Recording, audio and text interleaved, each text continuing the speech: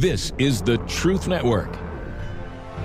Hidden treasures of the Song of Songs, which is Solomon's.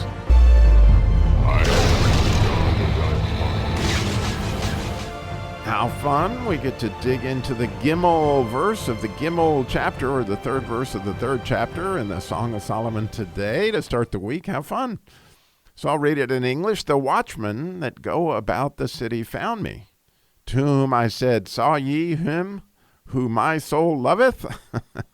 And so, as we talked about last time, she had gone about the city, and I probably should have mentioned that, she tried the broad way, which, clearly many of us have tried that way to find Jesus. It's not there. And then she, tried the regular streets as well, and she still didn't find him. And so now she is found, which is interesting to me. She doesn't say, I found the watchman, but the watchman found her as she was going about the city. And again, then she asks him, not unlike Mary would there at the tomb that morning, she found the two watchmen. They were angels, right? And she asked them, where is he? They've taken away my beloved. And I'm sure that there's been places like that in your life. And so as I look at some really cool things, one of the cool things about this verse is what the Jews, specifically Rashi, teaches on this verse.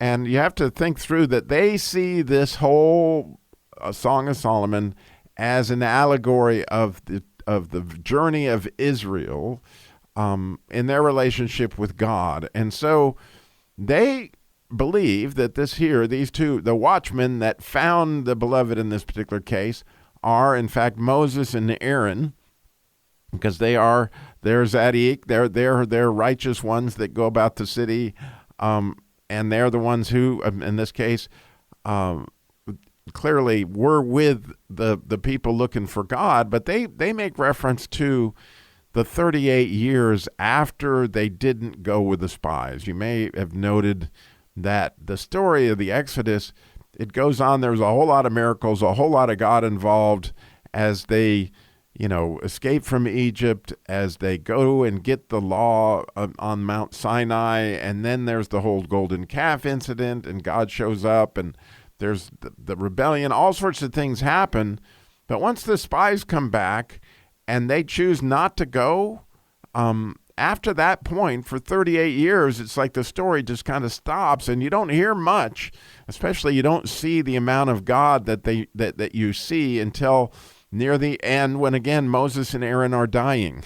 Okay, and so what Rashi teaches about this verse is this is Israel looking for God, going to Moses and going to Aaron, looking for God during those 48 or 38 years that they were wandering in the desert. And I just think that's absolutely spectacular. And so there's a bit of how the allegory may play out. Of course, you got to think about, what does this look like in our lives? What does this look like in our relationship with God? And I think both Spurgeon and Bunyan have some stuff for us there that I would just love to share with you. I just love to think about this.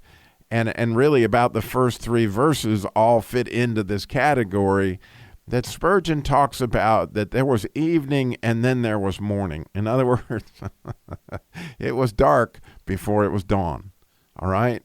And, she started out in night, and here she's still going about in the dark. And certainly if you think about our own lives, they start out in the dark. And I think it's spectacular in Genesis when you really look into those two words, evening and morning.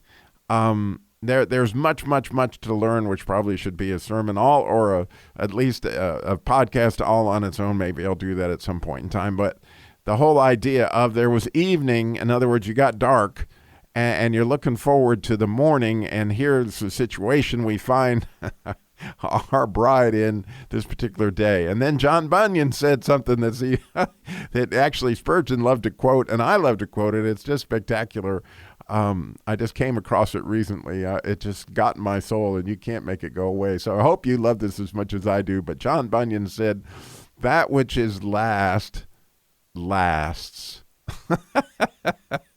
I mean, how awesome is that? Like, right? If Jesus, he ended up at the right hand of God, and that lasts. And as we obviously get to come to Christ, it's going to last. When we get to heaven, it's going to last, which is lasts.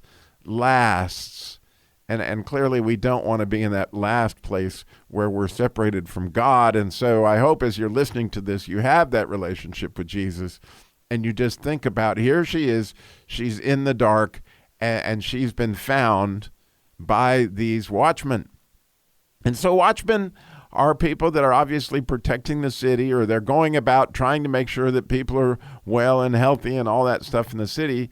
But they're also, as we go through our lives, I bet you've been found by watchmen. And so as I thought about this, when I was in my early relationship with God, right, when I was still very much in the dark, not that I'm in the light anymore, but I've come a little bit further in the chapters, I guess, than the Gimel, verse here, because the watchman did find me. When I first moved to Winston-Salem, I was a little bit confused because I really felt like I was making good way with God in the city of Raleigh, and all of a sudden I got fired, and all of a sudden, out of nowhere, because of somebody else's sin. Essentially, what happened was that I was the general manager of the most profitable store in all of the Crown organization, in the Honda Volvo store in Chapel Hill. And unfortunately, the owner of all of Crown, his name was Royce Reynolds, his son-in-law had an affair on his daughter, and his son-in-law owned the Honda store there in Greensboro, and Royce couldn't stand to have him around every day, all that close to him. So he made him a deal and sold him the store that I was the general manager of. But because there was so much equity in that store, it's a long story, but the end of the story is because of that son-in-law having the affair, I lost my job, which put me in a very early point in my faith, like going, God, what is this all about? And so I came to Winston-Salem. And then the watchman found me, okay? I was in a kind of dark place. I really was, in so many different ways. And so there was a man by the name of Jack Mayberry who goes to Calvary, or he did go to Calvary. He's passed away. But he was a very dear saint. And for whatever reason, he came to buy a car there when I was first at Bob Neal Chrysler Plymouth Jeep Eagle, and he took a liking to me, and he could see I loved the Lord. And so he invited me to something called Christian Businessmen's Committee, which at that point in time, so Jack Mayberry happened to be one of those watchmen who found me. But when he took me to Christian Businessmen Committee, there was a man there by the name of Ted Burton. And Ted Burton had not been in the Lord all that long himself, about 6 years. But he became very quickly, in his older age, he was an older man, just an unbelievable saint. I was once in a meeting where there was probably about 300 guys between Greensboro and Winston-Salem, and they said, how many men in this room were mentored by Ted Burton? And almost 3/4 of the room, I'm talking about 175, and when Ted Burton mentored you, it wasn't like in a big group. He took you one-on-one, and he took you through a book that Christian Businessmen's Committee had called First Steps, and he walked you through how to, be a disciple, essentially, how to study the Bible, how to memorize Scripture. He had memorized Scripture. And he would meet with me once a week.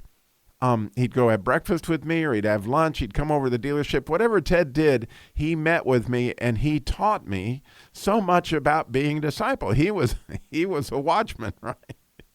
And, of course, I don't know what that looked like in your life, where a watchman found you, okay? Because that's what it says. And you're going to find that won't be shortly after here that she finds Jesus. But at this point in time, she's still looking, and she doesn't mention it. But I'm wondering if there was somebody in your life that you just want to acknowledge and say, man, Jack Mayberry and Ted Burton, wow, those were the watchmen that found me. When I first came to Winston-Salem, and oh my goodness, what a difference it made, because for those who know me well, know that I work for Truth Broadcasting, and what you may not know is shortly thereafter I met Stu Apperson, and I invited him to Christian Businessmen's Committee. Of course, he'd been well discipled in his family long before he met me, but he just blossomed in Christian Businessmen's Committee. And when I moved to Moxville, we made Stu the president of the Christian Businessmen's Committee here in Winston-Salem. Of course, that relationship that we had there would build the foundation of what later would become my broadcasting career. Clearly, is God used all those people, all those men in my life in so many miraculous ways. When I think about when I came to Winston-Salem, that was that. So I pray as you think about, wow, it may be dark wherever you are right now, but morning is coming, right? There was evening and then there was morning, and what is last will last. Thank you so much for listening. I can't tell you what it means to me that you take this journey with me every day.